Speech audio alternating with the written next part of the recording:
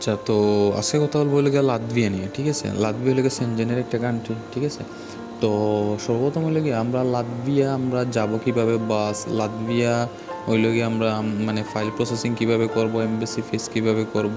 ঠিক আছে, এমবেসি ফি কত, তো মানে টোটাল কত দিন হলে গিয়ে প্রসেসিং টাইম লাগবে, A to Z হলে গিয়ে আমরা এই ভিডিওতে কভার করবো। ঠিক আছে, তো সর্বপ্রথম আমি লাস্ট একটা ভিডিও দিয়েছিলাম ইস্তোনিয়া নিয়ে। ঠিক আছে, ইস্তোনিয়াতে আমরা কীভাবে যাবো বা কীভাবে আমরা ওই লেগে ফাইল রেডি করব। তো ইস্তোনিয়াতে আমি একটা বেসিক একটা ভিডিও আমি দিছিলাম, এখানে কীভাবে ওই লেগে আমরা কী কী জিনিসপত্র লাগবে বা কীভাবে আমরা যাব। ঠিক আছে, তো মানে আমরা ওই লেগে আমরা সর্বপ্রথম কত ওই লেগে আমরা নিজে নিজে ফাইল প্রসেসিং শিখবো। ঠিক আছে, কীভাবে ওই লেগে একটা আমার জন্য লেগে কীভাবে ওই লেগে আমরা ফাইল প্রসেস করব। ঠিক আছে, তো আপনার ফাইল প্রসেসিং করতে হলে সর্বপ্রথম আমাদের হলে গিয়া অনেক কিছু লাগবে। ঠিক আছে, একটা মনে করেন আপনি যদি লাতভিয়ার জন্য উঠেন। ঠিক আছে, লাতভিয়া লেগে সেনজেনের একটা কান্ট্রি। তো আপনি যদি লাতভিয়াতে যান বা লাতভিয়ার ভিজিট ভিসা পান, লাতভিয়ার ভিজিট ভিসা চলতেছে, লাতভিয়ার যদি ভিজিট ভিসা পান দেন হলে গিয়ে আপনি সেনজেনের 29টা দেশের অ্যাক্সেস পাবেন। ঠিক আছে, আপনি একটা দেশে ঢুকলে আপনার বাকি যে 29টা দেশ আছে 29টা দেশে আপনি অ্যাক্সেস নিতে পারবেন। ঠিক আছে, মানে আপনি ঘুরতে পারবেন, যাইতে পারবেন, কোনো সমস্যা নেই। বাট আমরা অনেকেই হলে কি আমরা যেমন সার্বিয়া আছে, আলবেনিয়া আছে, বেলারুশ আছে, আমরা এই দিক দিয়ে যাইতেছি, গিয়ে হইলে কি আমরা গেম নিয়ে আমরা আবার সেনজেনে ঢুকতেছি। ওইটা একটু হ্যাসেল, বাট যাইতেছে, অনেকেই যাইতেছে, ভিসা হইতেছে। ঠিক আছে, সার্বিয়ারও ভিসা হইতেছে, আলবেনিয়ারও ভিসা হইতেছে, বেলারুশেরও ভিসা হইতেছে। তো এখন কত হইলে সর্বপ্রথম আপনি যদি হইলে কি আপনার লাতভিয়াতে যেতে চান, আপনার মানে যে আমি যে রিকোয়ারমেন্টগুলো বলছি, রিকোয়ারমেন্টগুলো কী কী বা কত টাকা লাগবে, কী প্রসেসিং, তো যাবতীয় এই বিষয় নিয়ে আজকে আলোচনা করব। তো সর্বপ্রথম কথা হইল গিয়া ইস্তোনিয়া লাতভিয়া রেশিও কিন্তু সমান। ঠিক আছে, আপনি যদি ইস্তোনিয়ার জন্য উঠেন তাইলে উঠতে পারেন, লাতভিয়ার জন্য উঠলেও উঠতে পারেন, আপনি ট্রাই করতে পারবেন ভিজিট ভিসার জন্য। সর্বপ্রথম হইল গিয়ে আপনি ডকুমেন্টস যেগুলো আছে, ডকুমেন্টসগুলো 100% আপনার লিগেল হতে হবে। ঠিক আছে, আপনি ফেক যদি ডকুমেন্টস নিয়ে উঠেন তাইলে ফেক ডকুমেন্টস নিয়ে আপনার কোনো সময় আপনার ভিসা অ্যাপ্রুভাল হবে না। ঠিক আছে, সেনজেনের মতো কান্ট্রিতে আপনি ফেক ডকুমেন্টস নিয়ে আপনি ঢুকতে পারবেন না। ঠিক আছে, আপনার কানাডায় দিছে, ঠিক আছে, ফেক ডকুমেন্টস দিয়ে, বাট ওই লেগে আপনার সেনজেন কান্ট্রিতে ঢুকতে হলে অবশ্যই লেগে আপনার রিয়েল ডকুমেন্টস লাগবে। যেমন আপনার ব্যাংকটা রিয়েল দেখাইতে হবে, বিজনেসটা রিয়েল দেখাইতে হবে, মানে যেটা সব কিছু রিয়েল দেখাইতে হবে। বিষয় লেগে এটা আর কিছু না। এখন কত হইল গিয়া ইস্তোনিয়া ভালো হবে না সেনজেন লাতভিয়া ভালো হবে। তো ইস্তোনিয়ার ক্ষেত্রে একটা জিনিস, মানে ইস্তোনিয়া লাতভিয়ার রেশিও কিন্তু সমান। আপনি দুটারই মোটামুটি রেশিও ভালো আছে। আপনি যে দেশে উঠেন, যে কোনো দেশে এক দেশে উঠতে পারেন, কোনো সমস্যা নাই। বাট এখানে কত হইলো গিয়া, মনে করেন এখন যদি ইস্তোনিয়ার জন্য এখন উঠেন, এস্তোনিয়াতে কিন্তু অ্যাপয়েন্টমেন্ট ডেট লওয়া লাগে। ঠিক আছে, এখন অ্যাপয়েন্টমেন্ট ডেট নিতে হইলে আপনি আপনার ডিসেম্বরের 15-16 তারিখ পর্যন্ত হইলে গিয়ে আপনার অ্যাপয়েন্টমেন্ট ডেট ফিল আপ। ঠিক আছে, ইস্তোনিয়ার। বাট ওইটা কিন্তু আবার জার্মান এমবেসিতে হইলে গিয়ে আপনার নিয়ে জমা দিতে হয় ঢাকাতে। ঠিক আছে, তো লাতভিয়ার ক্ষেত্রে একটা সিস্টেম হইলো গিয়ে এখানে কোনো অ্যাপয়েন্টমেন্ট ডেট নেওয়া লাগে না। মনে করেন আপনি ফাইল রেডি করলেন 5-7 দিন 10 দিনের ফাইল রেডি কইরা আপনি সুইডেন এমবেসিতে নিয়ে আপনি ওইটা জমা দিয়ে দিলেন, মানে অ্যাপয়েন্টমেন্ট ডেট লাগবে না, ওইটা মানে কোনো হ্যাসেল নাই। ঠিক আছে, মানে টাইমও বেশি লাগবে না। টোটাল মনে করেন আপনি ফাইল জমা দিচ্ছেন, ফাইল জমা দেওয়ার 20-21 দিন বলে ওরা, 21 দিনের ভিতরে আপনার রেজাল্ট দেবে। 19-20 হইতে পারে, একটু লেট হইতে পারে বা একটু তাড়াতাড়িও দিয়ে দিতে পারে।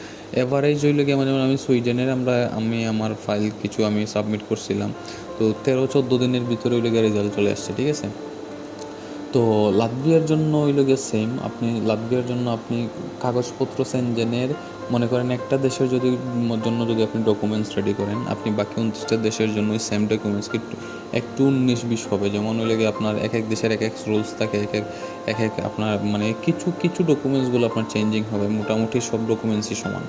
ঠিক আছে, তো ইস্তোনিয়ার জন্য মনে করেন একটা আপনি যে ফাইল রেডি করছেন, আপনি সেম হলে লাতভিয়াতে নিয়ে আপনি জমা দিতে পারবেন, বা লাতভিয়ার জন্য একটা ফাইল রেডি করছেন, ওইটা আপনি সুইডেনে নিয়ে জমা দিতে পারেন। এইরকম আর কি কিছু কিছু কাগজপত্র চেঞ্জ হবে, এই চলে গেলে কথাবার্তা আর কি এই বিষয় লেগে।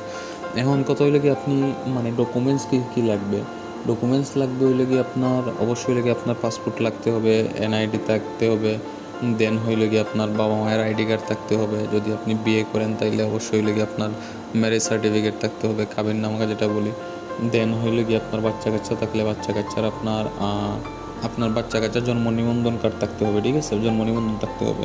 তো এই বিষয় আসলে লাগবে। যদি বিজনেস থাকে অবশ্যই আপনার বিজনেসের প্রুফ দেখাইতে হবে। ঠিক আছে, তো আপনি একটা ভালো করে একটা কাভার লেটার রেডি করতে হবে, ঠিক আছে? এখন কাভার লেটার হলে গিয়ে মেন, কারণ কাভার লেটার ভালো করে যদি আপনি না বুঝাইতে পারেন ওদের, কাভার লেটারের মধ্যে আপনার সব কিছু লেখা থাকবে, ঠিক আছে? মনে করেন আপনি কী জন্য যাবেন, ঠিক আছে? যেমন আপনার কী জন্য যাবেন, মানে কেন যাবেন, এই জিনিসগুলো ভালো করে বোঝাইতে হবে। আপনি যেন ব্যাক করবেন ওইটাও তাদের বোঝাইতে হবে, না আমার দেশে আমার বিজনেস আছে এই জন্য আমি ব্যাক করতে হবে বা ব্যাক করবো।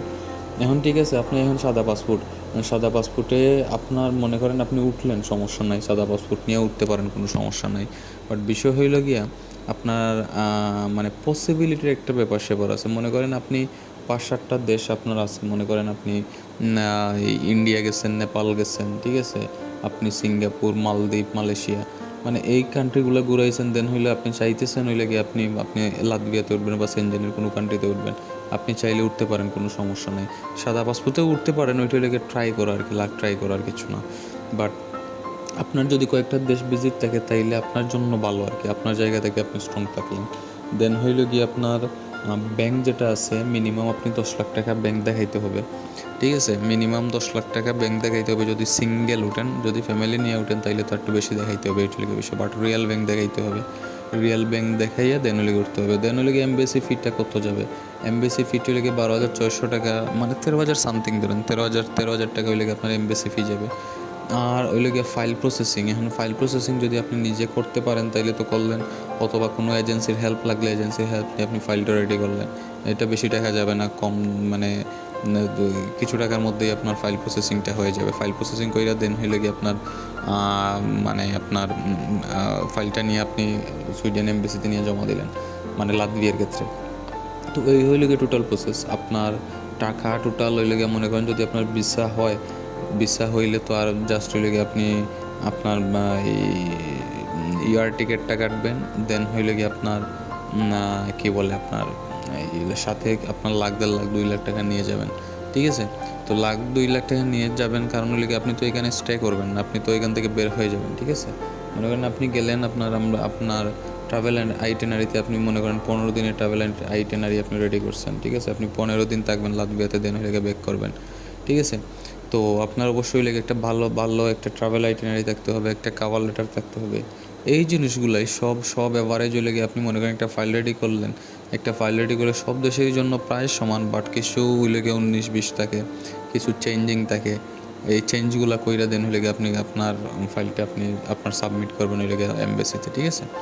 তো আপনার সেনজেনের জন্য যে ফাইল রেডি করবেন, এই ফাইল দিয়ে আপনি হলে কি আপনার যত কান্ট্রি আছে, মানে সেনজেন রিলেটেড যত কান্ট্রি আছে, যতগুলো 29টা কান্ট্রি বা 34টা কান্ট্রি আছে, ওই কান্ট্রিগুলোতে আপনি আপনার কিছু চেঞ্জিং করে আপনি আবার অন্য কান্ট্রিতেও আপনি ট্রাই করতে পারবেন, কোনো সমস্যা নাই। এ হইলে গিয়ে বিষয় আসে। এখন কথা হইলে কি আপনি ইস্তোনিয়া উঠবেন না লাতভিয়া উঠবেন? ইস্তোনিয়ার ক্ষেত্রে আপনার বায়োমেট্রিক দিতে দিতে আপনার অনেক লেট হয়ে যাবে।